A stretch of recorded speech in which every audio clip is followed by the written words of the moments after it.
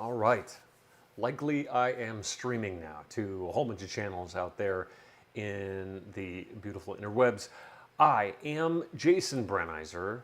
I am the host of the Phenomenal Future podcast and the lead on the Phenomenal Future project. I am so happy to be posting here on day 10 of live streaming, day 10 in a row. Out of 365 days, I am going to be putting out content. Number one, I am trying to get good at this. Number two, when you try to teach something, you have to really figure out if you understand it or not.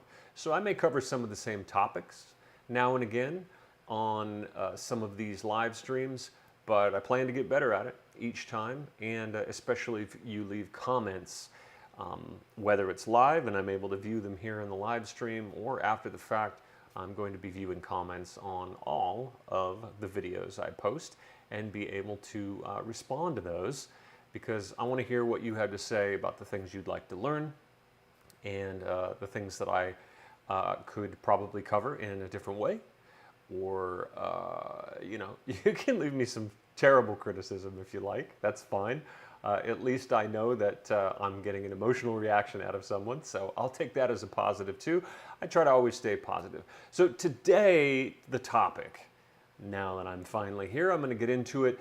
I want to describe the NFT ecosystem at a glance. And you might be going, what the is an NFT? Well, non-fungible token, it's something that has more meaning in the realm of blockchain, cryptocurrency, and you'll also hear me throw around the term smart contracts.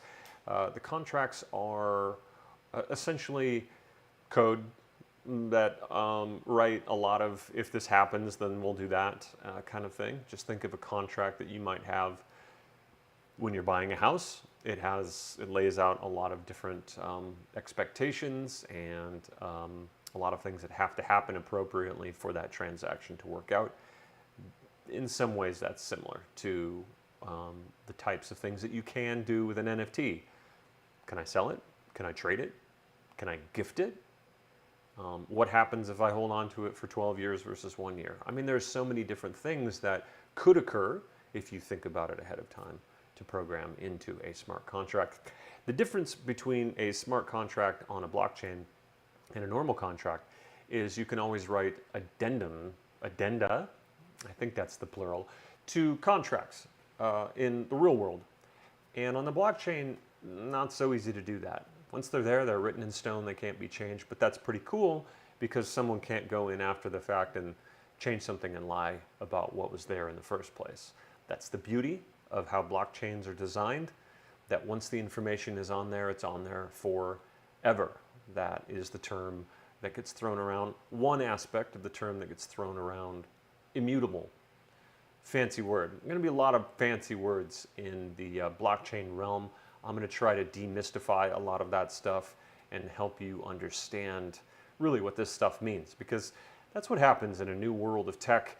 There's all this extra jargon that goes with it, and it's the way for the insiders to keep the other people from really penetrating and understanding, and thus it gives them a competitive advantage. I want to take that away from them and hand you an advantage so that you too can play in this realm. And I am sharing a lot of this for artists specifically, not just authors. I'm keeping you on your toes, right?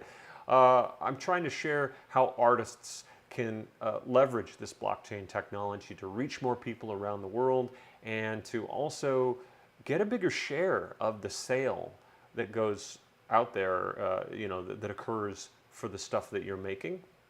Perfect example is someone who's making music. If you put something on a streaming platform like Spotify and someone were to listen to your song, how much money do you think you're going to get from one listen?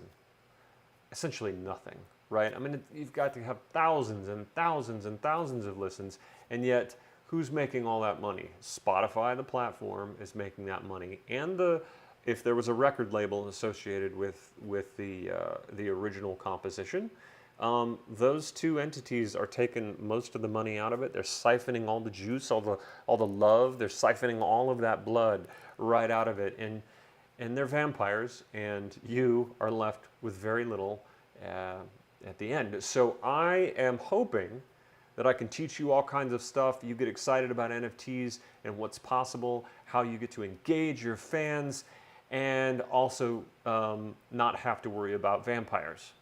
Maybe that's the title of this post. I don't know. We'll see what happens after the live stream. You know, yeah. I kind of like that. All right, so let's get into this ecosystem at a glance. I'm going to share my screen with you here. And first thing I'd like to say, blockchains. That is where NFTs are minted and hosted. Okay, basically it's where they live, and it's where they were born. Minted pretty much means born, and of course hosted is where it resides. Okay. Now a blockchain, you're like, well, what's a blockchain? Okay. I can share a little bit about that with you. Let's see here if we can bring this up. So here's a little visual representation of a blockchain, a transaction that happens. Okay, so I wanna send, super simple, we use cryptocurrency as the example here.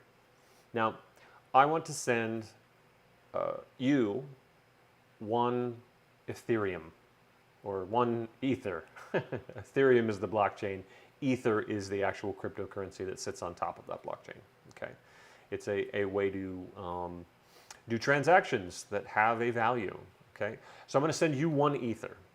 What happens here is that potential transaction here, this little red box up here at the second step, it goes out to a whole bunch of computers here. It's called a distributed network. Okay, what that means is there are computers all over the world that are all running a copy of the Ethereum blockchain. They're running the code. They're running the Ethereum computer information. Okay, so each one is going to go out there, look at this potential transaction, and say, is this thing real? Is this valid? Should it be added to the end of the chain? Okay, so all the blockchain is just blocks that are so long, and then the new one is potentially going to get written chunk right onto the end. Okay, so they're going to check and see if those are valid, and when there's a consensus, when enough of those computers do their little calculations and agree that yes, in fact, this is something that should be written to the blockchain. You can see here in the next step, the little red block gets added right at the tail end. It's like a little snake that's constantly growing. It's confirmed, and then the payment actually will go to you, into your wallet that you've said, that's where I want to get my one Ether. Okay? So that was all just to describe, kind of how, in a visual way, how a blockchain works. Now let's go back up here to, no, we don't want to cover minted. Let's do this. I'm gonna give you one other thing in a blockchain, because it's kind of important, especially when we're talking the Ethereum blockchain. There's this thing called gas. It costs something for me to send you something, because I told you about all those computers that are doing that distributed work, right? So just many computers out there all over the world, they're validating or verifying that this transaction is good or bad. It's work that they're doing, and they deserve to be compensated for that work. Okay, they get compensated in gas. I know it's kind of weird, but they chose gas, the name, because essentially the Ethereum blockchain stops running if people aren't using gas. Okay, so it's a decent analogy. It's not perfect. So what I want to point out here is that here I am. I'm this user up here on the top left. Okay, and I want to send that one Ether to you. Okay, so it's going to take a -1 Ether here from my wallet, and it's also going to cost me some gas fees.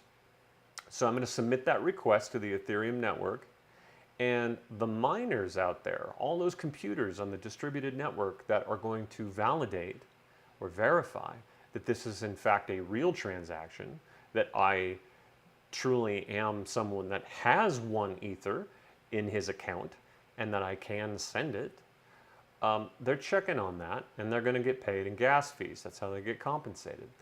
Now over here, they're going to do all that computational power to execute a transaction on the network, okay? And not all of those computers get paid, by the way. Right now, the way the Ethereum network works, the miner who does these rather difficult transactions, proof of work transactions, actually get the gas fees. So it behooves them to have very powerful computers and get there first. Or you can't pay everybody. You're going to pay one person who gets there first. It's a race. Now that's going to change in the future to proof of stake. Maybe I'll cover that in another episode, okay? In another video, another live stream. But anyway, just so you know, that's what's going on currently. Let's say that they verify that this is a valid transaction. It gets written to the Ethereum blockchain, just like I said, and that one Ethereum goes to you, the other user, in this case, on the right-hand side of this diagram. So just remember, it's going to cost me, of course, the ether that I'm going to send, plus some ether in gas, micro ether, but it might, depending on how much stuff is trying to get written to the network at the same time, gas fees change. Okay, so this goes up with supply and demand. When there aren't really when there's not that much competition out there for how much stuff, how often the Ethereum blockchain needs to be written to, gas fees goes down. But when it's just something's going crazy and everyone's doing transactions all at the same time, gas fees are going to go up. So that's how it currently works, just so you know. It's not totally, it's not free, but it's not super expensive like it would be to do like a wire from your bank to somebody else's bank. A wire transfer can cost, I don't know, $30. Anyway, we won't stick too long on that one. Let's see here. Where do we want to go? Not that one. This one. Okay, now we are back to the NFT ecosystem and marketplaces. What is a marketplace? That is where NFTs are listed, where they can be seen, where they can be searched for, and where they can be traded. So a marketplace, just like you would expect, you're able to, in a real world situation, let's go to the farmer's market. It's a place where a whole bunch of farmers collect, they put out their wares, a whole bunch of people come at the same time, and you get to walk around and buy from whoever you want to. It's kind of simple, and that's how it is right now on NFTs, the NFT marketplaces. I think the most ubiquitous example, they got there first and they are the biggest and brightest, is OpenSea. OpenSea, OpenSea, giant C, OpenSea.io. That's the place you can check out. All right, couple more things here that I want to cover. The IPFS is the Interplanetary File System. It too is a distributed network of computers that are linking all the files that are associated with information on the block. So let's say I have a movie NFT. Well, the code of the NFT and the information about who owns it is on the blockchain, but the video itself is too big, more than likely gigabytes, to hang out on the blockchain. It's just too cumbersome. So we're using something like the Interplanetary File System to actually be able to store that big information someplace else in a decentralized way. And the last thing I want to cover here today, we're going to keep it very short, is the NFT. What is an NFT project or series? That is a grouping of one or more NFTs that have similar functionality or similar design, often launched to the public, much like a new album or novel would be brought to market.